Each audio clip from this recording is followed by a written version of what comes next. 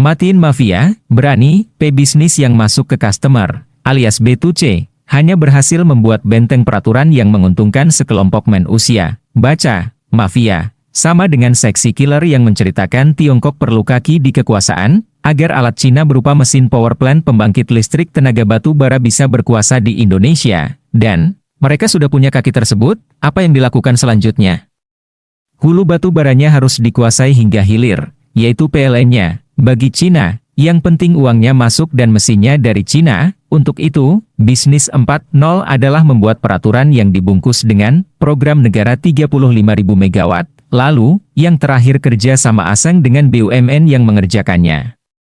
Semua deal tersebut ada di level atas saja. Itu seksi killer versi batu bara dan power plant. Sekarang kita bahas B2C seksi killer versi pertanian. Luas sawah di Indonesia ada 5 juta ha, di mana-mana rata-rata panen per hektare hanya 2,5 ton, setahun 2 kali, maka, setahun produksi beras di Indonesia sekitar 25 juta ton. Bangsa Indonesia adalah bangsa pemakan nasi. Satu orang rata-rata 115 kg per tahun, dikalikan 260 juta jiwa, bertemulah angka 29,9 juta ton kebutuhan beras per tahun. Jadi setiap tahun, kita perlu impor beras 4-6 juta ton, angka yang luar biasa besarnya. Kalau dinilai impor tersebut ya berkisar di angka sekitar 50 triliun per tahun. Wih, sedap, impor itu enak deh. Pokoknya, kan cross-border keuangannya, baca, tidak terlacak kemana saja larinya komisi. Karena itu, impor nggak boleh hilang. Kalau Anda pejabat, pasti, perlu, impor. Waktu belum jadi apa-apa, boleh deh teriak anti-impor. Pas tahu manfaatnya, ya harus impor. Kalau saya jadi presiden, Anda pikir nggak akan ada impor? Ya pasti ada, lah, tapi pinteran dikit, bajingan kok ngaku, ya.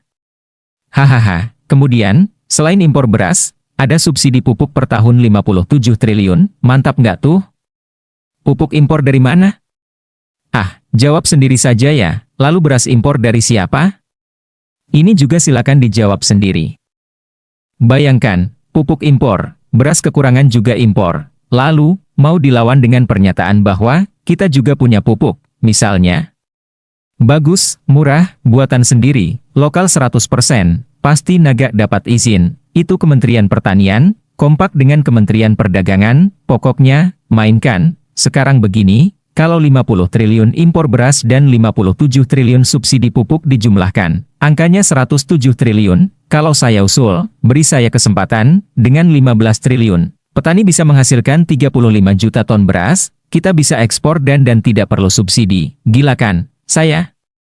Itu B2C strategi saya, B-nya petani, C-nya Anda para pembeli beras yang harganya kita turunkan jadi 10.000 beras premium. Namun, petani menjadi makmur karena marginnya tebal. Selama ini kalau harga beras naik di pasar, petani nggak dapat untung. Begitu kalau harga beras turun di pasar, petani teriak hampir mati, utang nggak terbayar, pemerintah bingung.